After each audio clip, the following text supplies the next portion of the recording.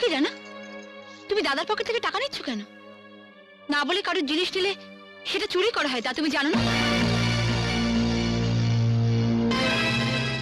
এসব তুমি কি বলছো বৌদি? তুমি এবারে নিয়ম কানুন জানো না তাই কথা বলছো। এ বাড়িতে দাদাদের কাছে কিছু চাইলে দাদারা বকবে। যখন যেটা প্রয়োজন সেটা না চেয়ে নিয়ে নিতে বলে দাদারা। সত্যিই আমি এবাড়ির অনেক নিয়মই জানি না, কারণ আমি এবাড়িতে নতুন এসেছি। তোমার দাদারা তোমাকে বিশ্বাস করতে পারলেও আমি এত তাড়াতাড়ি পারবো না। এখন তুমিই বলো, আমি যদি দেখি তুমি না বলে দাদার পকেট থেকে টাকা নিচ্ছ, তাহলে আমি তোমায় কি বলবো? সাধু না চোর? সাধু সাধু না চোর? চোর সাধু সাধু না চোর? চোর। সরি, আমারই ভুল হয়েছে। আসলে কলেজে পরীক্ষার ফিসের জন্য 600 টাকার দরকার ছিল তো, তাই। সেটা আমার জানার দরকার নেই। তোমাকে টাকা দেওয়ার টাকা নিশ্চয়ই আমরা নিয়ে রাখিনি। যাও ওখান থেকে, যাও।